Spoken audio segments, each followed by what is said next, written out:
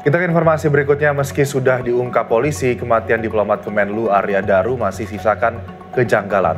Terlebih keluarga bantah Arya Daru nekat bunuh diri. Sosok penjaga kos yang selama ini tak pernah muncul mengaku tak bisa tidur selama 3 hari.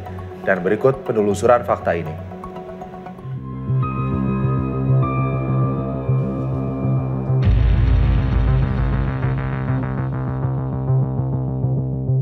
3 minggu pasca terbunuhnya diplomat Kementerian Luar Negeri Arya Daru Pangayunan, suasana di sekitar lingkungan tempat tinggalnya tampak sepi dari aktivitas. Meski tampak lengang, ini sebenarnya lingkungan dan aktivitas masyarakat ini tampak bisa terpantau begitu. Karena hanya sekitar 150 meter saya berjalan, ini saya sudah menemui ada 5 kamera pengawas yang memantau dan mengarah langsung ke jalan.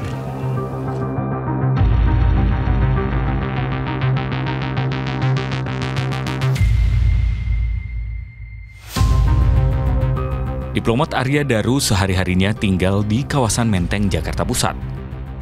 Di kosan inilah, Arya ditemukan terakhir kalinya dalam kondisi meninggal dunia dengan muka terlilit lakban. Sebenarnya detik-detik Arya sebelum ditemukan meninggal dunia bisa saja terekam. Karena banyak CCTV bertebaran di sepanjang jalan utama hingga menuju ke depan kosan. Jika bisa kami jelaskan bahwa memang kamar Arya Daru Pangayunan ini berada di area pojok dari apa yang kami lihat saat ini. Sayangnya memang kami tidak bisa untuk masuk ke area lokasi kos ini lebih dalam lagi ini karena memang harus mengetahui sandi dari smart door lock dan harus memiliki kartu akses. Sementara untuk area pintu masuk sendiri hanya ada 1 pintu masuk untuk masuk ke area kamar kos ini sendiri. Kamar 105 merupakan saksi bisu kejadian tragis ini. Kosan ini terdiri dari lebih kurang 12 kamar, ditambah penjaga kos. Untuk menghuni kosan campur ini, setiap kamar dihargai 3 juta rupiah setiap bulannya. Selain indekos, juga terdapat 1 unit toko rokok elektrik di tengah bangunan. Menyingkap pertanyaan publik terkait di mana keberadaan penjaga kos yang pertama kali menemukan jasad Arya Daru, tim MDTV pun berhasil bertemu Siswanto, sang penjaga kos untuk ungkap peristiwa. Meski begitu penjaga kos bungkam saat ditanya perihal awal mula penemuan jasad Arya. Kasih kemana nih seperti? Udah tadi kan udah. Hari kreasi udah. Hari pas aku jasad tadi kan. Mungkin ke media gitu kan? Udah. Saya nggak bisa lagi. Kalau ada yang ngomong apa gitu bang? Kalau jawab tuduhan gitu? Udah 3 pekan udah lelah. Oh iya. Saya nggak pernah istirahat soalnya saya. Oh iya. Bang, berarti ini nggak sembarangan orang bisa masuk ya? Iya. Oke. Oke ya, makasih ya bang. Ya. Baru saja secara tidak sengaja kami bertemu dengan penjaga kos Gondia International House yang selama ini diduga berperan dalam janggalnya kematian Arya Daru Pangayunan.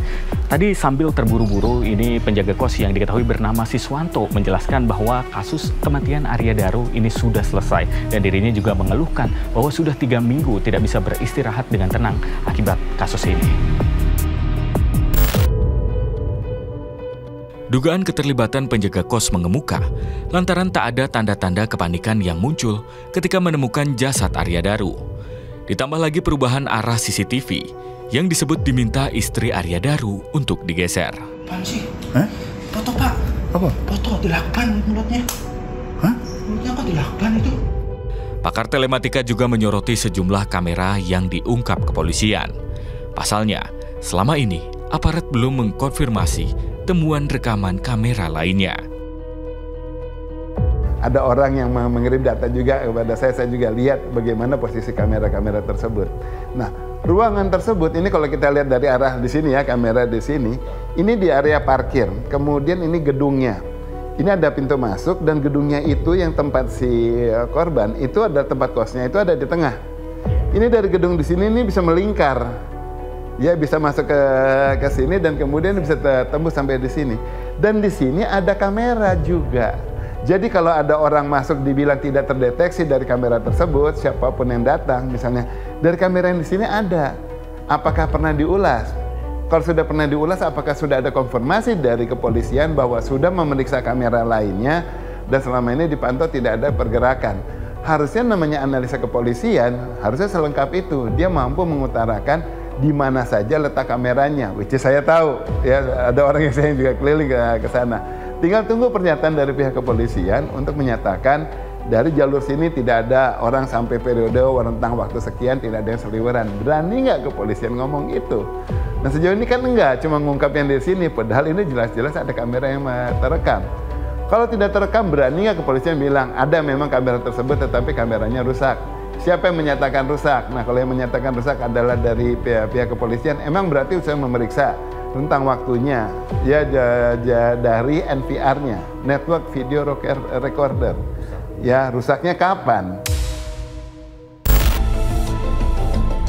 Hal janggal lainnya adalah prosesi melilitkan lakban berwarna kuning pada kepala diplomat Kemenlu.